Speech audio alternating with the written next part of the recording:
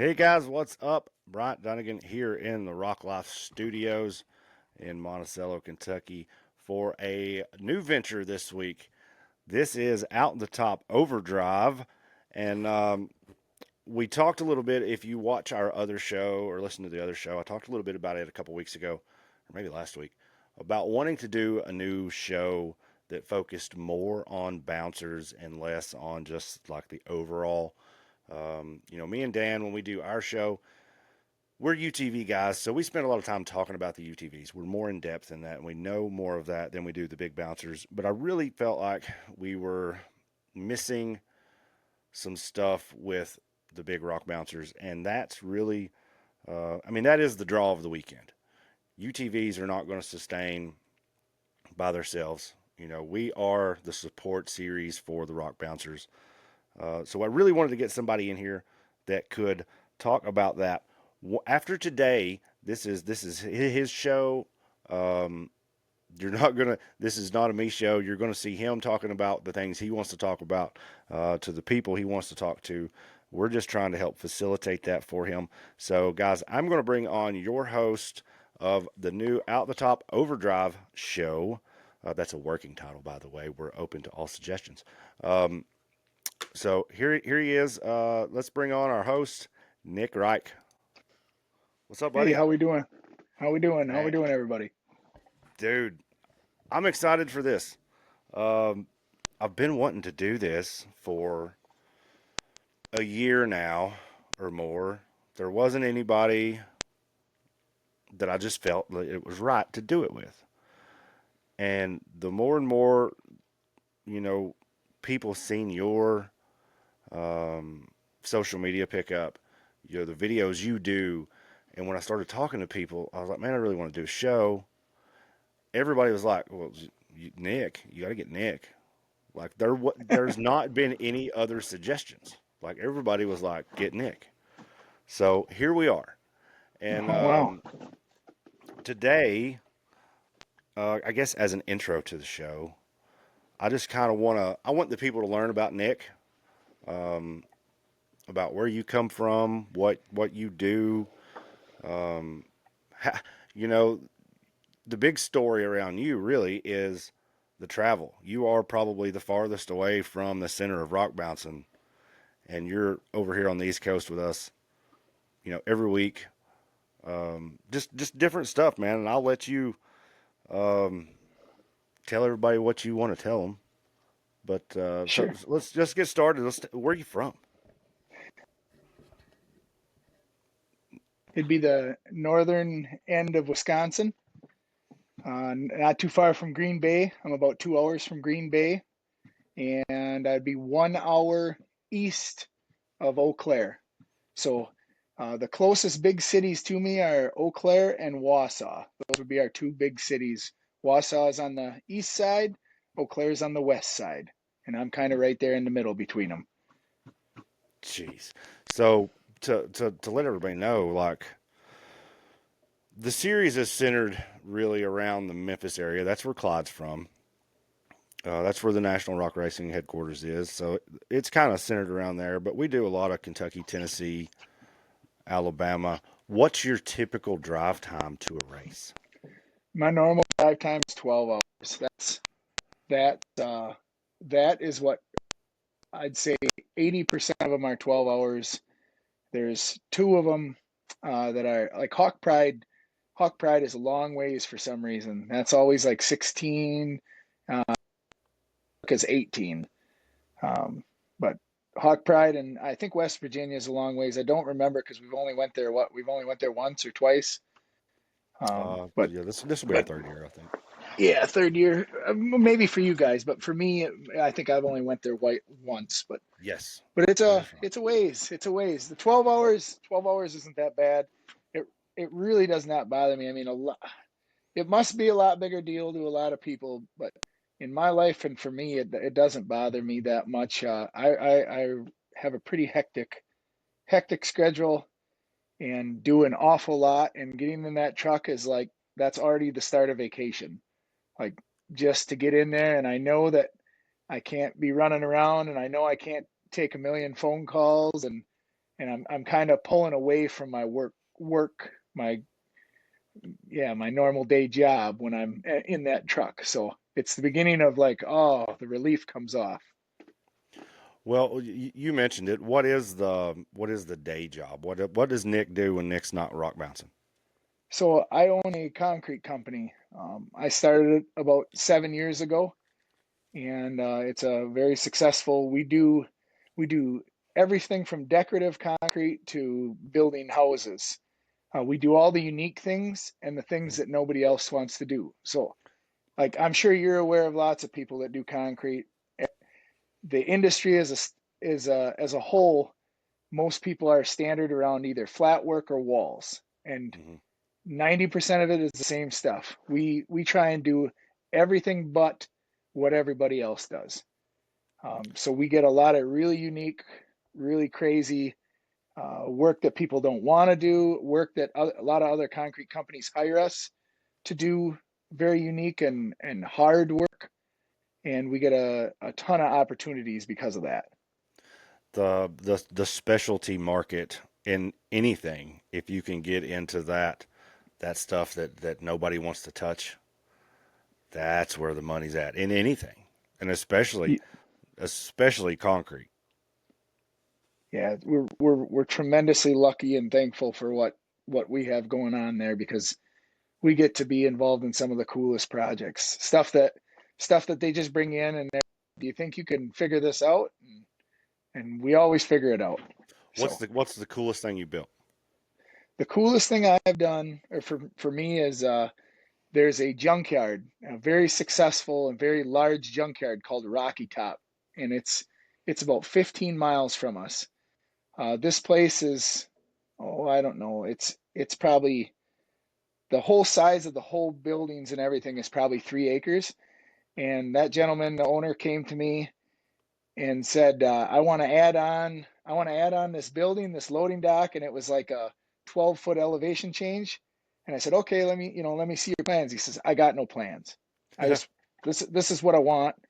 Can and I said, well, I mean, this is a tremendous amount of planning, and there was elevation change, there's water runoff issues. I mean, this is like a big time engineering thing. And he says, well, I'd like you to do it. Whatever it takes, I'd like you to do it. And I was like, oh, okay. He said, can you do it? And I was like, I think so. And we did it. And I mean, I spent so much time there. It was crazy, but I figured every detail out with drainage and I mean, we did this. We saved this guy hundreds of thousands of dollars, and we made good money. And it was just a big win for everybody. And it was everything that everybody else told him he couldn't do. It was pretty cool. That would be that'd be rewarding to take something from basically nothing like that and build it up. Um, so outside of your work, you got. I'm assuming what's the family? You got wife and kids. Yep. Yep. Can you still hear me there? Yeah. We still got you. Okay. Yeah, I got my wife Joey, my son Sully, and my daughter Lily. My wife, she helps me with everything. She basically is the main. She takes care of our kids, makes sure they're fed and well taken care of, and get to all their sports. She takes care of me. She keeps me grounded. I get pretty carried away in whatever I do. Everything that I do is kind of like I guess what all you guys see of me in rock bounce, and it's everything I got. And my wife is the one that kind of pulls it in when I start going a little crazy or losing my own mind and or going without sleep for too long. She'll pull me back in, you know, make me eat, and settle me down, force me to get some sleep and clear my head, get my thoughts right, so I can so just so I can stay sane. To do what you do as far as your work and then travel and maintain a rock bouncer and run at a competitive level, to do all that and shove all that into a manageable time frame. I feel like that is something that is very important to have somebody there that supports you, that you'll listen to more than anything. When Yep. bring you back in. My wife has been very supportive When we first started traveling, she went with us every week. Since we've had our son, she's not got to come out as much, but she still likes to come out. And she still looks at me and goes, "Slow down. Don't spread yourself too thin." But I'm very lucky. As far as work goes, when we close the shop at 5:30, I'm done. I don't answer calls. I don't answer messages. I come home and I'm home. And if it wasn't for that, I think I'd go crazy. So I can see how you could overdo it just a little bit. How old are your Hmm. kids? Sully is 14 years old, and Lily just had a birthday. And you put me on the spot. Oh no, you're in She's trouble. she's eight. She's 8 years old. Mine's 7. So the little ones are fun. I'm not looking forward to the teenage years. Yeah. My kids are best. Lily is very involved in my racing, and she really loves to do that. Sully actually is too. Uh, both kids, they're my kids, so they have the same assets, I guess, as I do, and show them as their mom. And Sully had the choice. He was really interested in racing, but you can't do multiple things. You can't play competitive sports and travel for that and race. And we all know what kind of commitment both things take. Yes. And we had a serious conversation about this 2 years ago as a family, and that's what he chose. So we're making it work. That's what he wants to do, and we do it, and he does a good job. The sports that will, unless he, and I don't know what sport, unless he goes professional, gets into coaching, that will dry up at some point. So there's still time for, if he wants to do the racing later on, there will be time for that. Something Um, cool that is interesting, I should say, is that he's a top tier athlete. So he is the shortest player on his team, yet starting in varsity as a freshman. what sport? He basketball, Okay. and he plays AAU. He basically plays year round, but I mean that is his goal and his dream right to the fullest. I mean he just loves that. His sole focus is on that in every way. And I just remember when I was his age that I didn't have the drive to get up before school and go lift weights. Do what do they call it? Pyro Pyrotechnics, but it's to make you jump higher, Yeah, to yeah. train, to take track just to stay in shape for basketball, to do all these. I envy him because he's so much more motivated in those aspects than I was when I was his age. I found it out as I just found out that I was an athlete, and that got me interested. He's way farther along than that. I enjoyed sports, but it was something to do for me. I never took it that serious. It was just something for me to do to hang out with my friends. Maybe if I would have been really good at it, I would have looked at it differently. But just being, I was just an average athlete, average player, so I was just hanging out with my buddies. Um, but dude, that is cool. Maybe we'll get to see him play some D1 ball. Oh Um, yeah. Kentucky's always looking for guards, man. You can send him our way. He's got everybody interested in what he's doing. So I'm excited for the future with him too. That's good. So, how did you? We kind of talked about him making his decision on what he wanted to do. How did you end up racing? Um, well, uh, I raced. Okay, let's go back here. I fell in love with racing. Actually, I think I was 12 years old. I always rode four wheeler and always rode three wheeler and four wheeler. Grew up riding three wheeler and four wheeler. That was a family thing. We have a decent sized family, and my mom and dad and my uncles and cousins and brother and all that, we would go riding nonstop. That was back when three wheelers came out. Everybody had big reds, 200Xs, 350Xs, all Hondas. Our whole family was Hondas, and I just remember those were the best. Those were the best weekends and the best times of my life. I mean, we rode hundreds and hundreds of miles. We were that group, and everybody was a good rider. Everybody was, it was always going either to find a mud hole or hill climbs. That's all it ever was. And so I got in at a really, really young age, rode a ton, um, multiple different wheelers when I was young. And that kind of grew till I started racing. When I started racing quad, I instantly just won. I'll be honest with you, I don't know that I ever lost. I don't know that I ever lost any race. Some of my friends maybe could pop in and vouch or something for it, but I don't know that I ever lost a race ever on a four wheeler. Really? That was actually boring. Just I don't know. Yeah, I just kind of I did really well at that, and that was not exciting. And I went to a race with a buddy of mine in Hickston in Wisconsin, and it was an AMA District 17 dirt bike race. And I went there and watched that of some other friends that were racing, and I was just hooked instantly on dirt bikes. It was like a new challenge, and I did everything in my power to get a dirt bike. I think it took like 3 years. I think I was like 17 or 8, 17 years old. 17 years old when I got my first dirt bike.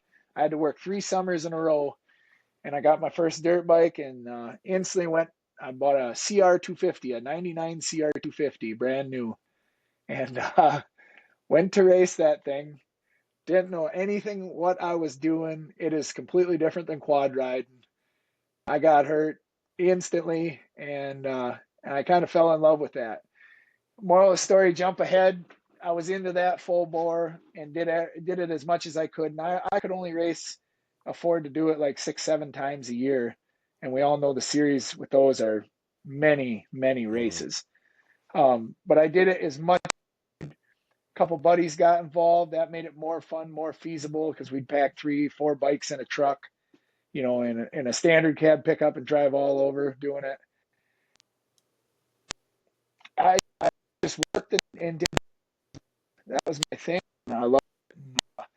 I think I never took it, never tried to go pro or anything. And I think the best I ever got was I was top of the B class. So it goes C is beginner, intermediate, B is, intermediate, and then A is your pro class. Mhm. And then I think they might have double A somewheres, but I never got to the A class. I got to be some of the best in the B for a while. Always something had happened, I'd break a arm or I'd break a leg or I'd break collarbones or something. It'd always be I'd just be getting where I'm surpassing and going to move up a class, and I'd break a bone. Oof. And what happened then is, life. I got married, got kids. I was some cool stories, I guess, about me. As I started my first business was DJing, and I got extremely popular DJing in my area. I got to the point where every bar that I would go to, I'd have 50 to 100 people that would show up to it. And I built a nice little business off it. I had 3, 4 DJ rigs going. So that exposed me to a new thing. So I was DJing and partying an awful lot, and then dirt biking basically when I woke up, and that kind of got me into the business side of things and got me out of shape at the same time. Then as time grew on, my DJing, I was so successful at that. I started renting out venues, and I would rent out these venues and I would charge at the door. So I would rent the venue out, I would promote myself, and people would come. As that took off and got more and more involved, I was making $1,000, $2,000 a night doing that. I realized that all the people that were renting from me, they were going to the bar and they were buying drinks and food and everything from the bar. And I was like, well, what if I owned the establishment, host my own events, and I'd make all the money with the bar and the food and the Yeah. cover charge. Yeah. Get it all. Yep. So that next goal, then I got into the bar. Then I got into the bar industry. So I bought my first bar when I was 22 years old. Uh, DJ, did the DJ thing. I think 3 times I did the DJ thing there, and it was a great thing. And and then I lost this interest in the DJ thing because I was really able to run a really kick-ass bar and restaurant. We served food right till closing, and our place was it was wild as can be. You could bring your Harley in there and do burnouts on the inside, and we made everybody have a good. It didn't matter who you were when you came in. We had the coolest things. We had electric shot games. We had rock bouncers and freestyles on all the TVs at all times. We always had music. We had a huge stereo system because I was involved in audio, so nothing was standard about it. Kind of like when you walk into, like a Hard Rock in Las Mm-hmm. Vegas, that we had the miniature version of that. We had guitars signed on the walls, anything that I could scrounge up from the pawn shop that was free or that my buddies had in their garages, anything that was cool. Dirt bike tires and rims, crotch rocket tires that had studs in them from us riding on the lakes. You Mm-hmm. know, I just like if you can imagine being a 22-year-old kid that's an adrenaline junkie that owns a bar and restaurant, Oh you yeah, know. yeah. That sounds. Man, I should have been hanging out with you. Golly. so so that was that, and then what actually happened is we ended up with a couple bars, and we did really really good, but I was unhealthy. I had a crazy alcohol tolerance, and yeah, I just became unhealthy, and I realized that I had to do something different, because I wasn't going to last long if I continued doing that. So I went work on the road. I started in the oil field. I had friends that worked in the oil field. I went out there working, and in that time period, that's when all racing took a back seat. I was really out of shape, not in good. And why I did that, I when I went out in the oil field, I got really big into lifting weights, and yeah, so I went out I was out in the oil field, and I was doing real good. I built my health back up. I was I was just doing real good. I was making good money, taking good care of myself. I got into some competitive fighting. Was doing really well at that, and kind of getting back into being interested in four wheelers and dirt bikes and stuff. So, uh, with all that, what we ended up doing is my daughter was going to be born, and just about the same time. I want to say it was like 2 months before my daughter was due. The oil markets had crashed, and when those oil markets crashed, the company that I had built up all the way to 65 employees, it just kept dwindling away because there was no work. There was no work, and you can't with no work. So we just kept laying off more and more and more, and we got down 3 employees, and we still had no work. We got down to three. Um, the company that I work for, they headhunted me, and I mean they wanted me to stay. I had a nice chunk of change in the bank account. My business was paid for.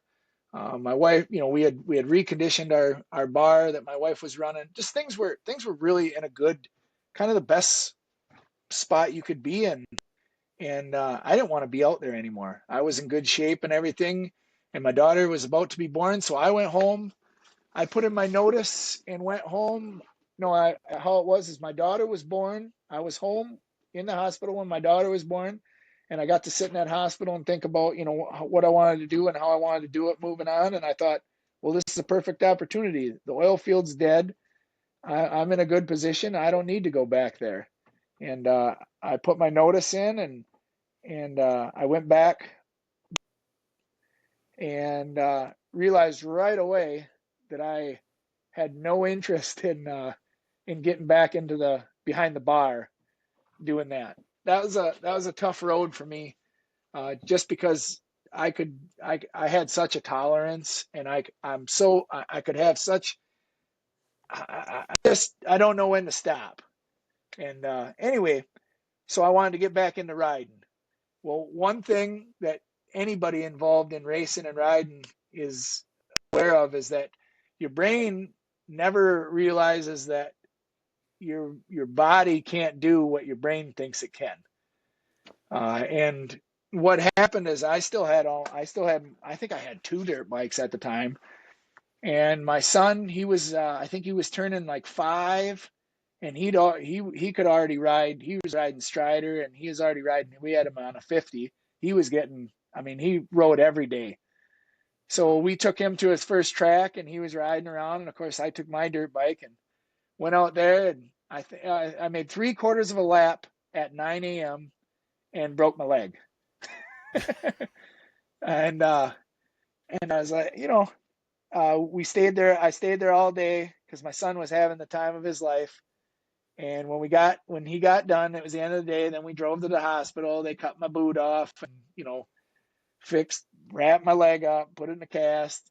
And I was like, man, that this sucks. Well, I healed up and we went right back to riding. And I want to say it was 4 months, and I broke both my legs again. And I mean, all these things that I'm breaking my legs on, they're not like, oh, just you got soft bones. Everything was 90 feet, 120 feet. They're all big jumps that like I'm overly confident of, and no, and my Yeah. body is not. And anyway, that's when my wife, I think the second time, or it might have been the third time when I broke my arms or whatever. And one of those times, my wife's like, Nick, what are you doing? What are you doing? She's like, you've had broken bones for almost a year straight, or 2 years straight. And we were costing ourselves. It was a huge financial. All the money that I had saved, you can't work when you have broken bones, or Yeah. you can't do, you can't make anybody any money. Let's put it that way. Yeah. And so what happened is I figured we just started talking about it. It's like we got to do something else. I got to do something else. I don't have enough self control to ride dirt bike or 4-wheeler race like I want to, and my body's too old to handle it. And I just don't. I don't know. So I had to make a change. I was always into rock bouncing. At that time, I had a project going for rock bouncing for about 8 years. I had a bouncer being built, and every time I had an extra couple $1,000, I would take it to a guy and he would build some more. So we got serious about that, and he finished that project up. At that time, we were in 7 years. He finished that bouncer up for me in a year, and when he dropped it off, we were the promoters of an event called Northwoods Rock Rally. I became partners with two other guys that have been putting it on for an awful long time, and I stepped in. I wanted to help them build it bigger, and it was like it was a rock festival. And the first thing that I did when I got involved in that is add rock bouncing to it. And it was a huge success, huge hit. So our very first event, we had 2,500 people. It maxed it out, and we actually we couldn't fit no more people. All the food vendors ran out of food. It was kind of a mess because there was not enough. There was not enough of anything for it, and nobody had ever seen it in our area.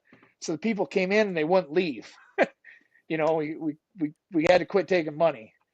But it was awesome. It was awesome, and that was my first rock bouncer event. The guy that was building my rock bouncer for me, Wooly Bully, he dropped it off there, and I was trying to run the event. And we did a pretty good job running the event, and then I also raced and I cartwheeled the thing and started it on fire. And that was a Yes. big thing for the crowd, and that was the start of my rock bouncer career.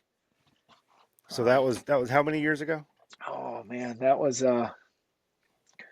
I want to say 2016, 2017. I really can't remember. Uh, That was about the time I was okay. So, uh, I've followed rock bouncing now for since 2015. Probably myself really strong. Got involved in 16 and 17.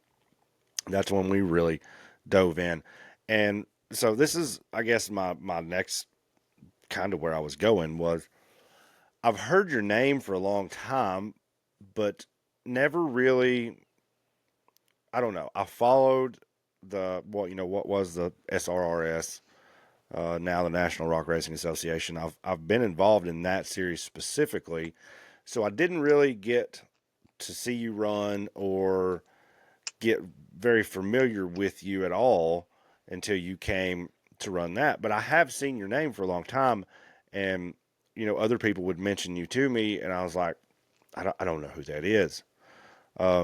So how did we get from, um, I guess, the Woolly Bully Bouncer to Fordzilla and running competitively, I guess, with the NRRA?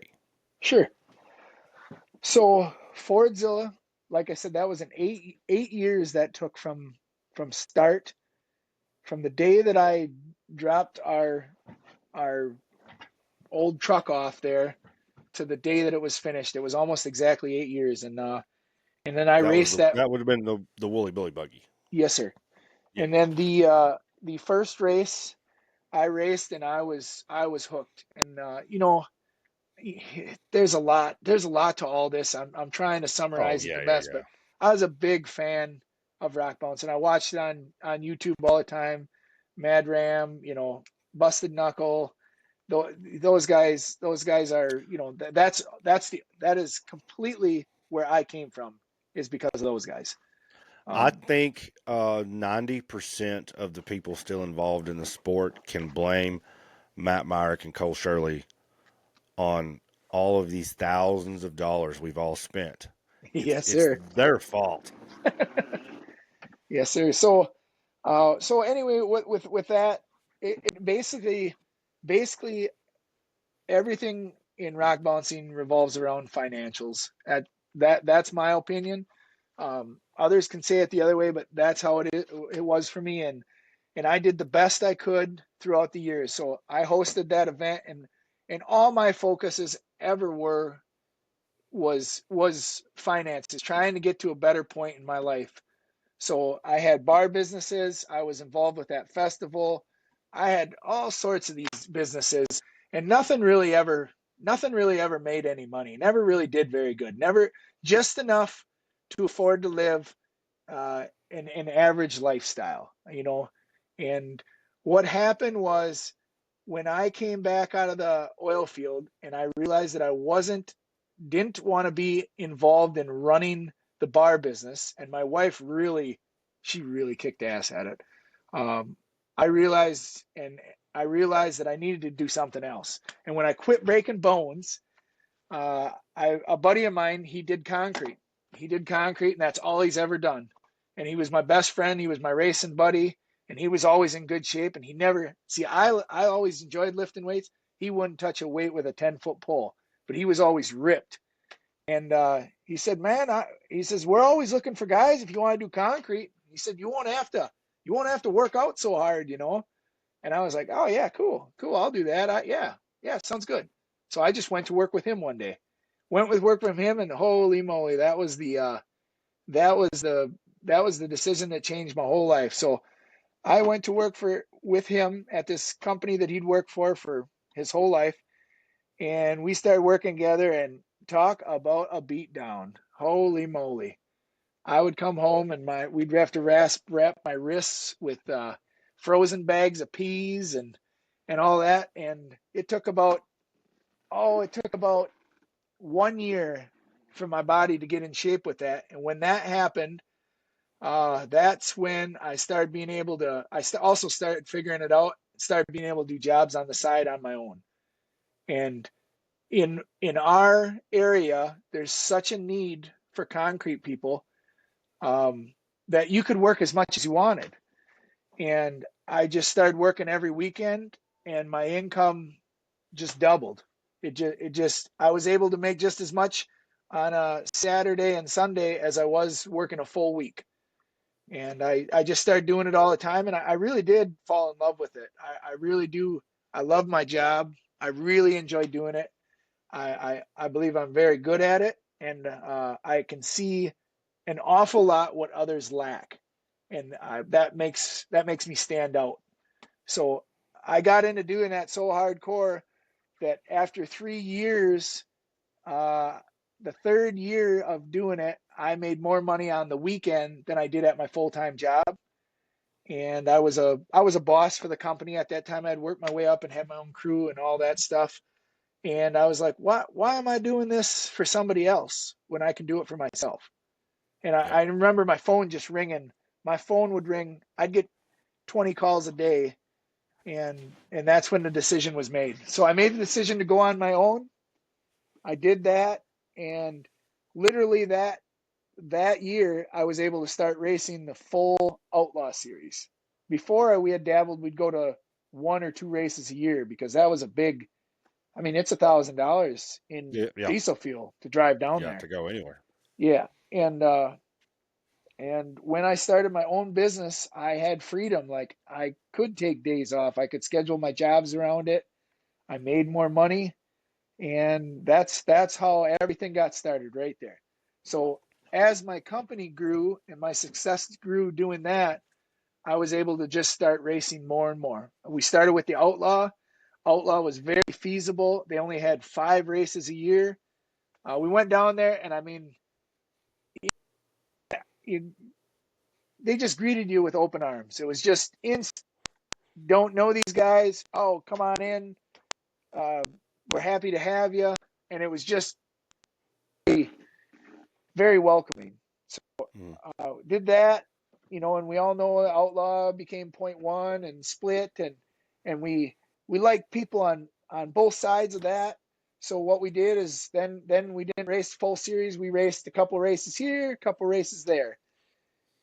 Uh, and the racing story, you get more competitive, better, bigger, better, more expensive parts, and you just get more involved.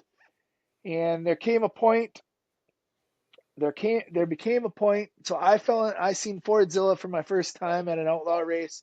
I think I want to say it was Flat and Nasty. I don't really remember exactly, but and I was just in love with that thing. I'm a Ford guy. I love Fordzilla more than anything. And when I met Jake, I just thought he was a swell guy, and I mean, just a great dude. And I don't know, I was just a big fan. And and I that's so far out of my financial ability. I never said anything. I always just remember dreaming about it. Like, what do I got to do to get to the stage that I could have a machine like that?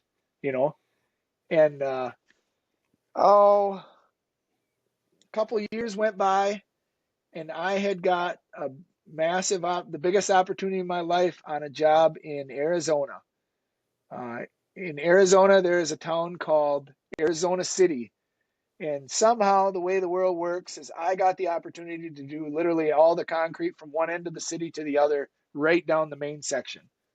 And it, I took it on. It was the biggest risk I've ever took in my whole life. It almost killed me, but I took that opportunity on, and I got it, and I made it, and we did it, and I finally got paid. And it was in the last few weeks when I was about to get paid. My buddy Jim Burmeister was at Jake Pike's house and seen that he had the old Fordzilla chassis sitting underneath the overhang of a barn, just sitting there.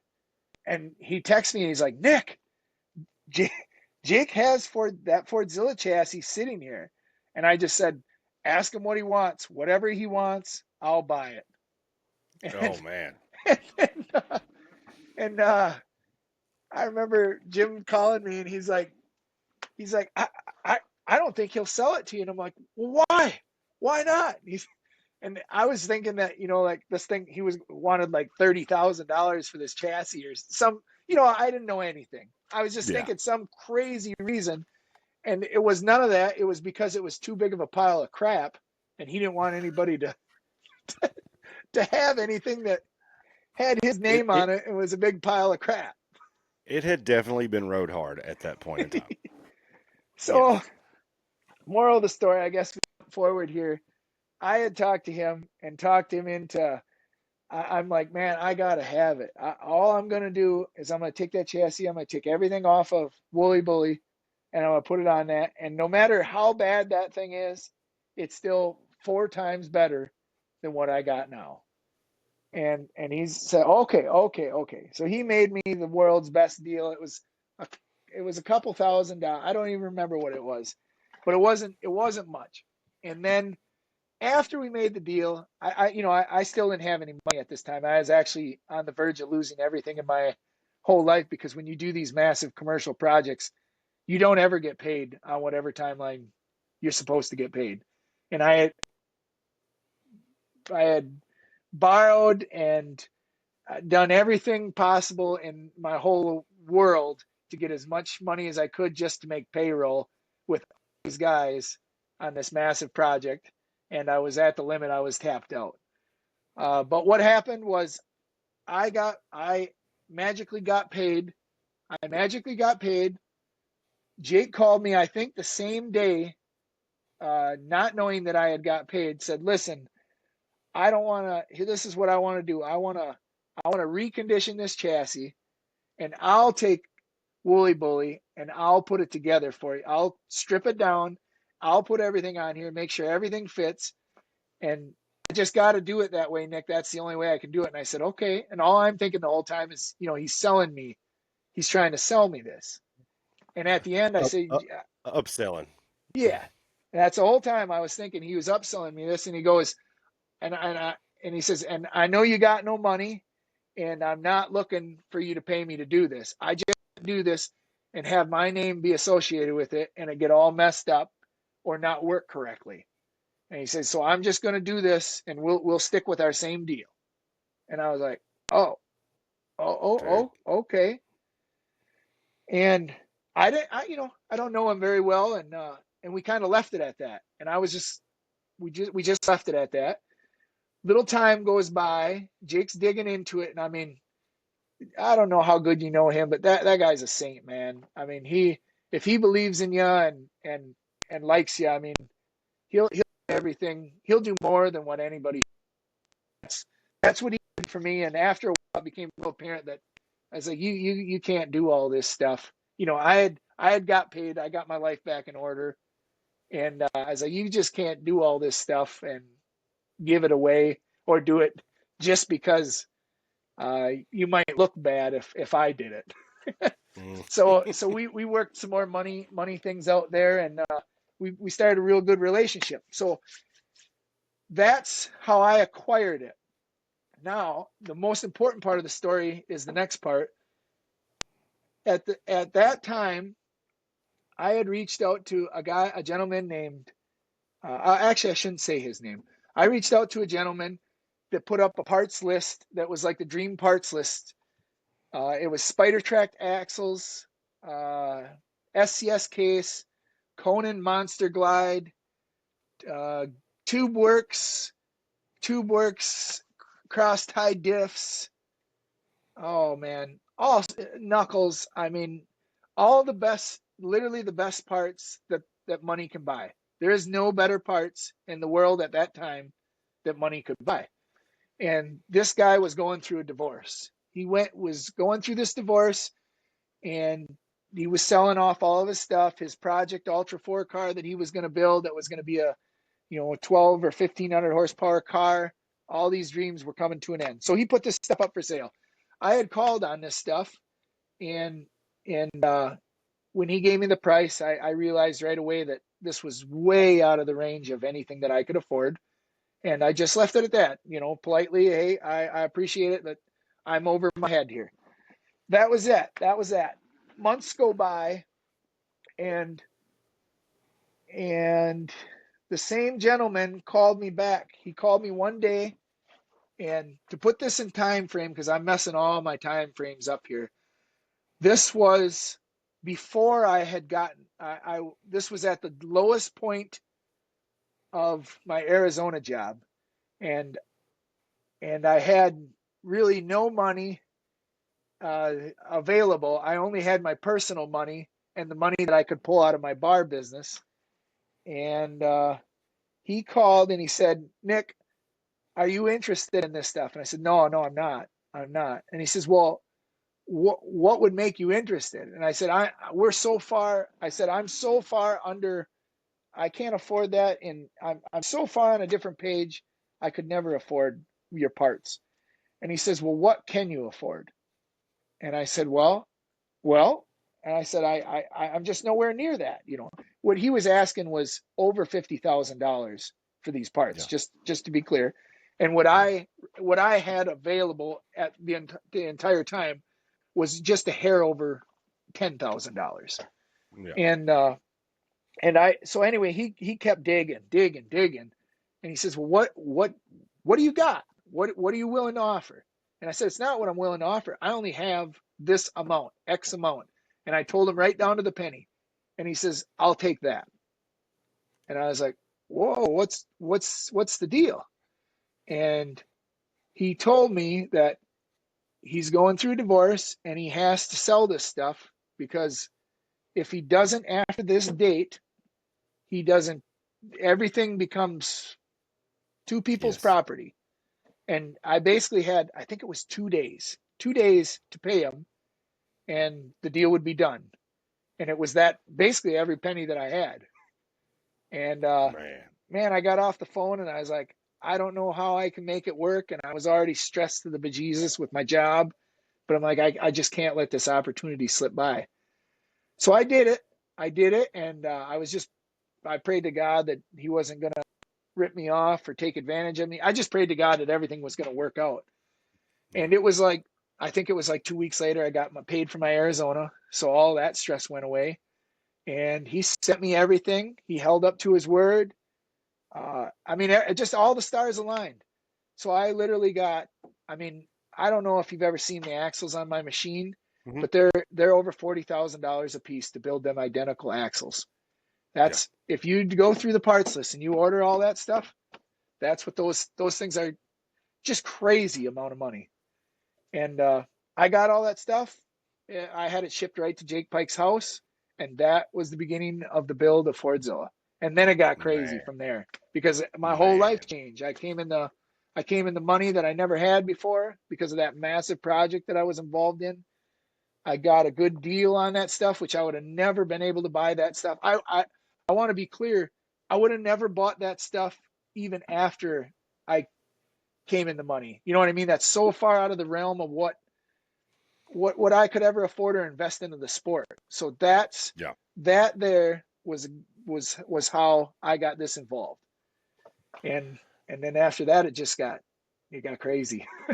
Man, you talking about the stars just aligning for someone. Yep. I kind of feel bad now about fussing about our $500 axles and our razors. Yeah. When you when you put it in perspective. Um, so we'll talk just a little bit about um, 2023. I didn't go back. The outlaw records are kind of hard to look, so I didn't go back and dig into that. But 2023, I think you run the last couple races, maybe with NRA. Yes, sir. Bikini Um, Bottoms. Bikini Bottoms was wow, that was the first one that I showed or no. Yeah, that was the first one I showed up to with the NRA. And that's a good holy place for knock your your first socks race. off. That's a good place for your first event. And then 2024, third place overall for the season, setting second already this season after two events. So you basically walked in and you're making noise in the series, and everybody notices. Like it's not, everybody's you're on the radar. You're knocking on the door, um, and it's in the other show, in the mine and Dan show, we talk about how the series has gotten faster over the last several years, like a lot. It's not even close. The times from 5 years ago to now are just unreal. And it's because everybody's catching up, and it's people like you that are pushing. Um, used to there was a big separation between first and second, and probably the next four cars or five cars. There was a big separation. I felt like in time, you kind of knew who was going to get first and second, and then you kind of knew who was going to fall in. Um, third to seventh or something about every week. But now, anybody in the top eight, I'm going to say probably anybody in the top 7 or 8 can win or be on the podium. And it's because of guys like you that have come in, and you're really just you're forcing everybody to be faster. And dude, it's so incredible to watch the racing in the last 2 3 years. It really started, I think, with the Wade and Timmy battle. What was that? 3 years ago. Yeah, I think that was 2022, right? That's when I really noticed like the pace picking up, and ever since then, everybody has come in and everybody says it's my turn. They're all tired of the same old status quo. And dude, it's just awesome to watch you guys run, and it's awesome to watch you come in and do what you've done already, and basically, just a little over a season. Um, and I assume you're running the Outlaw again this year too. Yes, yes, sir. I seen your schedule that you posted online, and dude, that's a lot. Yeah, yep. There was several events on that, and we'll talk, or we'll save some of this stuff and let you talk about. So I do think Um, I got something that's real important to say here. Go ahead, hit it. My biggest goal that I'm trying to do here. I mean, I want to win, and I want to be my more main focus right now is to bring all these big corporate companies to rock bouncing. I think I think rock bouncing is the most underappreciated and estimated sport that there is out there. I It don't is. think anything compares to it. I don't think anything. I think monster trucks are are non-comparable to rock bouncer racing. But I just got to get everybody else to see that, and I am making progress. I'm making a lot of progress with that. I don't know how, but I've been able to work my way into what is it, $3 billion companies that are involved in racing, and I am feeding them tons and tons of knowledge, and putting everything I got into making them on court just to get it. And I really believe that we're right on the verge. I mean, right on the verge from people going, all right, we are going to dig into this, That's we've been trying to do the same on the UTV side. That has just been one of our things that we've harped on for we've been doing a show for 3 years now. We talk about it constantly. Is trying to get people to um, understand that it's there and it's available.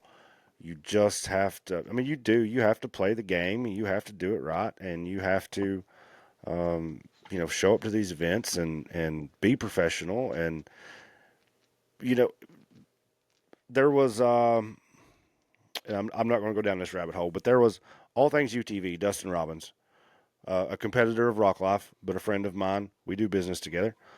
Um, he made a post on social media not 2 days ago. He sponsors some guys that race with us. And on his post was, in the last 4 or 5 weeks, I've asked some of my drivers, hey, could you, make some posts, do some shout outs? And he gets well, we've been too busy. Like, that's not going to make it happen.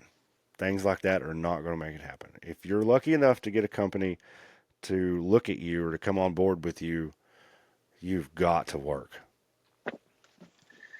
uh, so I mean, we you got me so wound up and so excited about it. There's a million things we could talk about here, Yes. but what I want to say that I think it's really important, and I'm going to try and say this every time we do this, that not only do people have our eyes on our sport, they've had our eyes on the sport.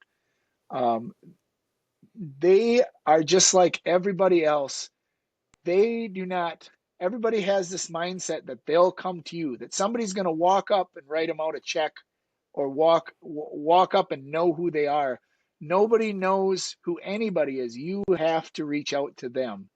And the Yes. crazy thing is that once I started shuttling this information, like my social media and the people that cover me, and this is before, I mean, now I have something that's, I guess, normal. People are seeing me, but I'm talking like 2024 bikini bottoms and finals. When I start giving them information of that and like Mad Ram, Busted Knuckle Films, and High Octane's done. I got very. They do a lot, but when I start giving them their information, just them sharing me and their Hmm. views and their subscriptions, they're like, yeah, what are you looking for? What can I do? So the biggest thing that I can say to all you racers out there, everybody that's racing, is you may not like have the greatest social media following, or you're working on it, or you don't have enough time, but these guys have already done all this stuff for you. It's already done. You have a bigger base than, you probably have a bigger base than a lot of other professional athletes do, because Yes. these three guys and yourself, out the top. There's American Rock Bouncer that's they're building. There's a couple guys out there, and these guys are actually promoting all the drivers, and the Hmm. drivers don't even know it. They don't even realize that they have promotion going on that they can kind of daisy chain off of. So It yeah, it's all there. And if you want, we'll do. We'll spend some more time on that. Um, we'll spend a whole hour on that anytime you want. But yeah, it's there, and I feel the same way you do with that. And so I'm afraid if we do get started on that, we'll be here till midnight tonight. yes, sir. Because I can go on and on and on. So 2025. How do you feel about your racing so far? Are you where you need to be? Do you feel like everything's been going good? Um, give me a quick little state of the Fordzilla racing program right now. Uh, I'm happy. There's no DNFs. There's always issues that are unforeseen, which we have.